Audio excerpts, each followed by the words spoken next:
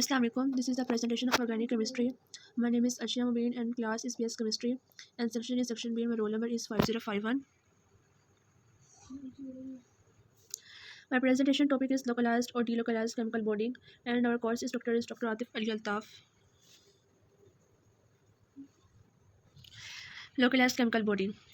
Localised chemical bonding the bond वो bond जो nucleus और शेयर पेयर ऑफ इलेक्ट्रॉन के दरमियान प्रोड्यूस हो और केमिकल बॉन्ड जो सिर्फ एक सिंगल एटम के साथ एसोसिएट करे और न्यूक्लियस और जो शेयर पेयर ऑफ इलेक्ट्रॉन्स है उन वो सिर्फ एक सिंगल एटम के साथ उसकी एसोसिएशन हो उस बॉन्ड को लोकलाइज्ड केमिकल बॉन्ड कहते हैं। और वीक सिग्मा और pi bonds that are associated with a single atom. Weak sigma pi bonds sigma bond means two atomic orbitals और अगर उनकी ओवरलैपिंग हो हॉरिजेंटली एंड टू एंड तो उस बॉन्ड को सिग्मा बॉन्ड कहते हैं। और जो पाई बॉन्ड होते हैं उनमें लेटरल ओवरलैपिंग होती है, एटॉमिक ऑर्बिटल्स ओवरलैप होते हैं side to side vertically, that bond is termed as the pi bond. Now I describe its definition. Localized electrons are the bonding electrons in the chemical compound. Week पाई और sigma bonds that associate जो सिर्फ एक single atom के साथ associate करें, सिर्फ एक atom के साथ शेयरिंग और न्यूक्लियस और इलेक्ट्रॉन्स के दरमियान। और it is the covalent bond which is formed by the overlapping of orbitals one form each atom containing electron. This allows the two nuclei of the two atom to attract the two electrons. Next is example of localized bond is beryllium hydride. Beryllium hydride की example beryllium it has two electrons और जिसकी energy होती है वो बहुत लो होती है and जो इसकी इलेक्ट्रॉनिक कॉन्फ़िगरेशन होती है वो होती है 1s2 एंड 2s2 और जो हाइड्रोजन होती है उसकी इलेक्ट्रॉनिक कॉन्फ़िगरेशन होती है 1s1. In hydrogen atom the atomic orbitals overlap. Atomic orbitals इसमें जो हाइब्रिडाइजेशन का प्रोसेस होता है जिसमें एटॉमिक ऑर्बिटल्स की ओवरलैपिंग होती है और ओवरलैपिंग इस तरह से होती है कि ब्रिलियम के पास टू इलेक्ट्रॉन्स होते हैं और beryllium has no singly occupied electron. अगर इसके पास अवेलेबिलिटी होती है to make bond then it makes bond with 1s1 1s1 and 1s1 hydrogen. इसमें इस तरह का फिनोमेना होता है कि ब्रिलियम का जो 2s इलेक्ट्रॉन है वो goes to excited state from it moves from 2s to 2p empty orbital and then it overlap. इसके बाद ब्रिलियम और beryllium sp hybrid overlap with 1s1 hydrogen and 1s1 hydrogen and it makes bond 180 degree. जो beryllium का जो sp hybrid है इसके अगर angle देखें तो 180 का एंगल प्रोड्यूस होता है एंड उसकी जो ज्योमेट्री होती है वो उसका स्ट्रक्चर होता है लीनियर स्ट्रक्चर होता है. नेक्स्ट है how to know whether a lone pair is localized. के जो इलेक्ट्रॉन्स होते हैं that are participate in the sharing of electrons. कौन से इलेक्ट्रॉन्स होते हैं लोन पेयर ऑफ इलेक्ट्रॉन्स जो लोकलाइज्ड इलेक्ट्रॉन्स होते हैं. अब सबसे पहले कि वो एटम लोन पेयर होते हैं लोकलाइज्ड होते हैं that are associated with single atom. First condition ये है कि जो सिर्फ एक एटम के साथ एसोसिएट करे and they when atom with lone pair is attached to an atom with fill octet, या तो उनका फिल ऑक्टेट हो और with single bond the lone pair will be localize. उसके जो ऑक्टेट हो पूरे हो मीन्स उसके पास जो इलेक्ट्रॉन्स हो वो पूरे हों 8 इलेक्ट्रॉन्स हो, ना ही लूज़ करे ना ही गेन करे और the lone pair will be localized. The localized lone pair means close to one atom और सिर्फ एक एटम के साथ उसकी एसोसिएशन होती है और अनलोकलाइज्ड जो बॉन्ड पेयर होता है वो ट्रैवल करता है बिटवीन टू एटम्स.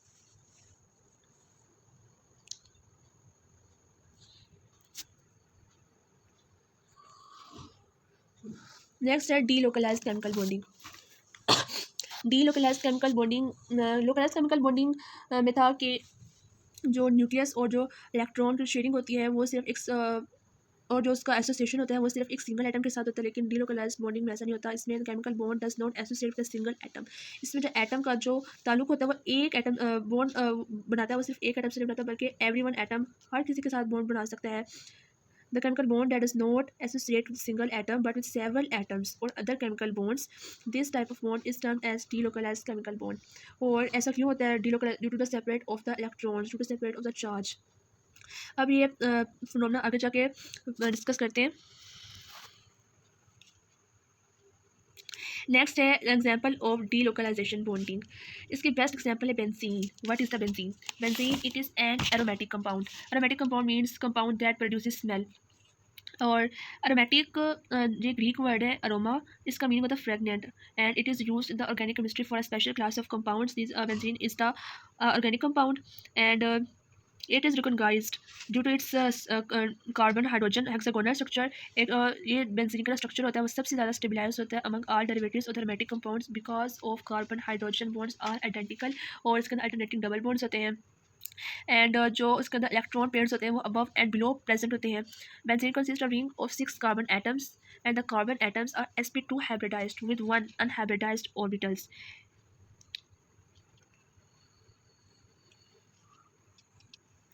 नेक्स्ट है chemical bond that shows delocalisation. कौन कौन से केमिकल बॉन्ड है बॉन्ड इन्वॉल्व होते हैं डिलोकलाइजेशन के फिनोमेना में। Chemical bond are of 3 types, ionic bond और covalent bond and metallic bond. Ionic bond में है कि जिसमें फोर्स ऑफ अट्रैक्शन होती है between one metal and non metal, positive and negative at ions के दरमियान, जिसमें ट्रांसफेरिंग और एक्सेप्टिंग ऑफ इलेक्ट्रॉन्स होता है from valence shell.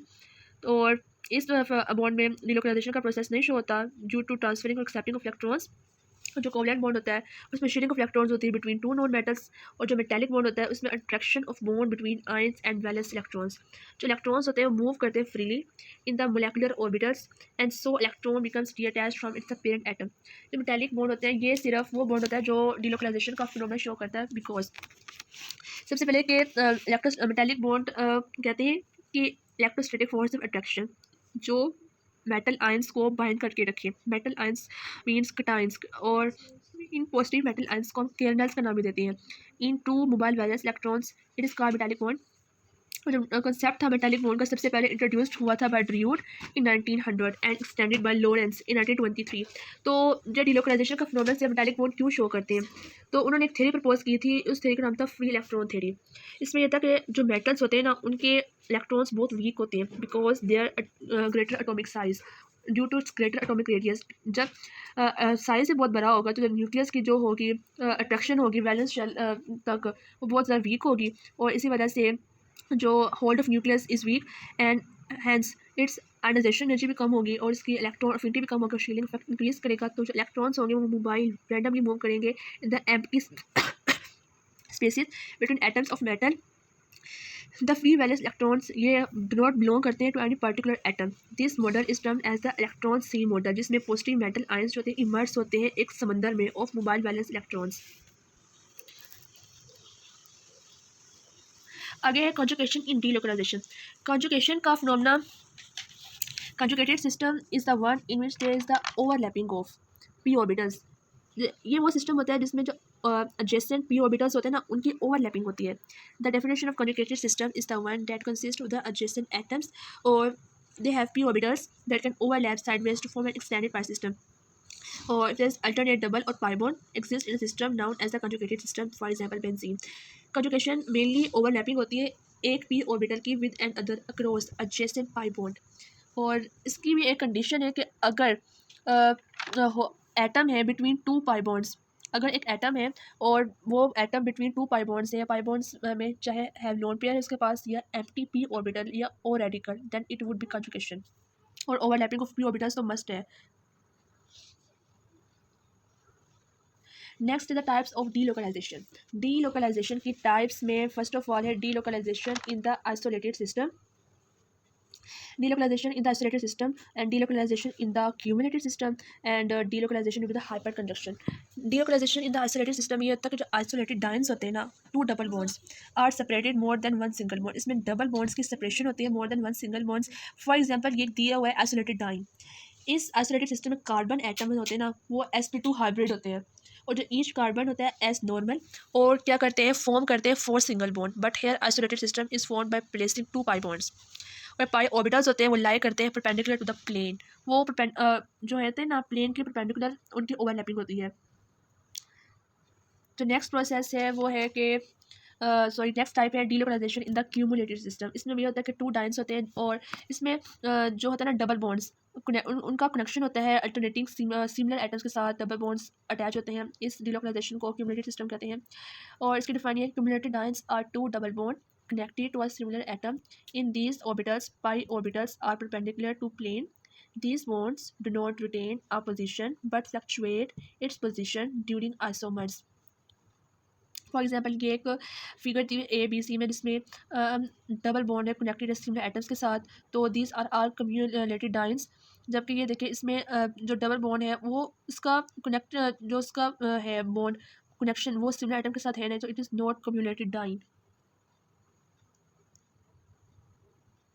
Next is a delocalisation due to the hyper conjunction.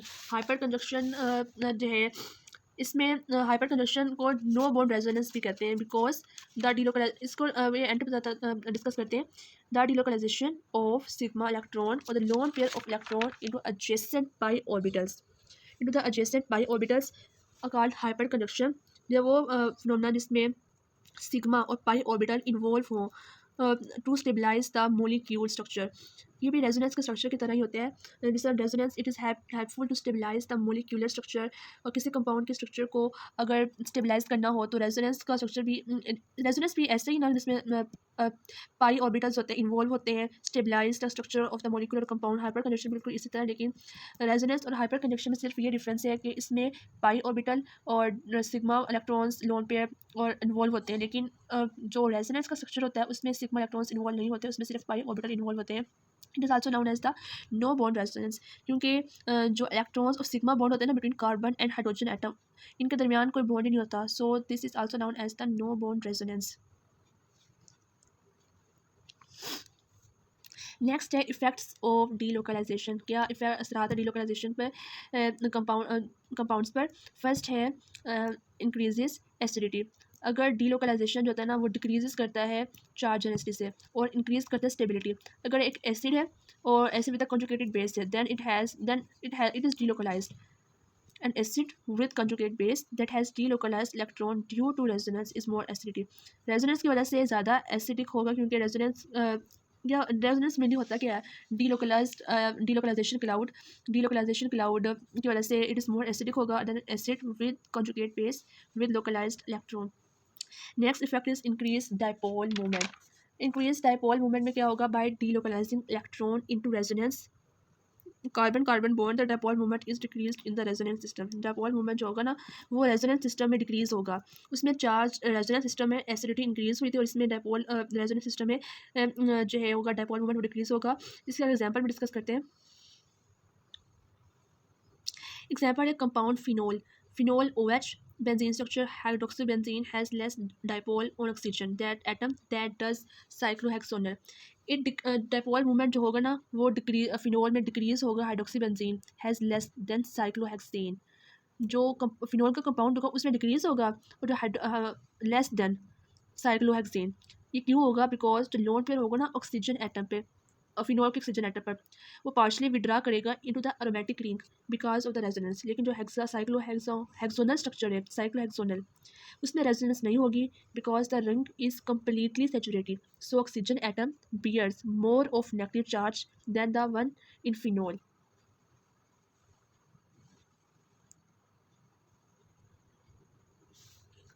Next है resonance and role of delocalisation. Resonance किसे कहते हैं, the phenomena in which two और मोर स्ट्रक्चर। वो फिनोमेना वो एक ऐसा जिसमें दो से ज़्यादा किसी स्पीशी के स्ट्रक्चर को राइड किया जाए या फिर उनके पेरिंग स्कीम बनाई जाए और वो डिफ़र करे each other on the basis of arrangement of electrons and this define is termed as the resonance और the molecules or ions that have contributing structure, it is termed as a resonance।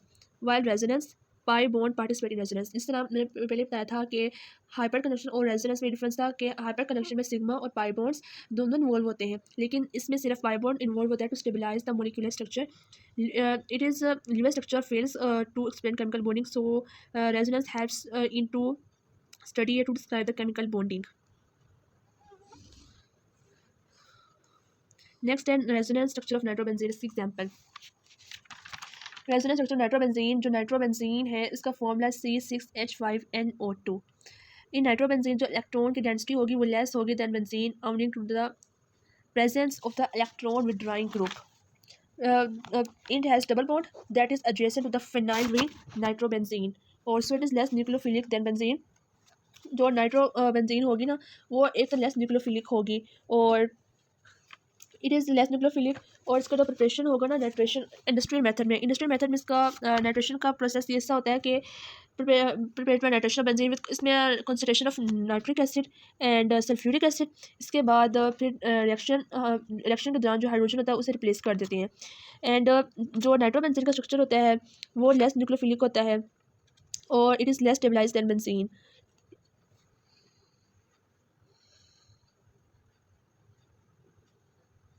अगर resonance stabilization में ये है कि resonance का process होता है। Resonance सबसे ज़्यादा stabilize due to the delocalization. सबसे ज़्यादा रेजोनेंस डीलोकलाइजेशन के फिनोमेनन की वजह से स्टेबलाइज्ड है। The most stable resonance structure will have full octet. इसके कुछ रूल्स हैं जिसमें है कि इसके पास एटम के जो सबसे ज़्यादा स्ट्रक्चर रेजोनेंस स्ट्रक्चर स्टेबलाइज होता है ना उसके पास हर एटम के पास फुल ऑक्टेट ऑफ एटम होने चाहिए। और जो मोस्ट स्टेबल रेजोनेंस स्ट्रक्चर होता है उसके पास होने चाहिए the smallest possible number of charges. Negative charges होने चाहिए, इलेक्ट्रोनेगेटिव और नेगेटिविटी होनी चाहिए। और साथ first resonance lowers for delocalisation in which the overall energy molecule is lower. और it's the role of delocalisation to stabilise the molecule. Resonance stabilisation का role क्या होता है? To stabilise the molecule, to stable the structure of the molecule with the help of a phenomenon called the resonance energy of the compound. Or it means that resonance are more stable than those that do not. Thank you so much.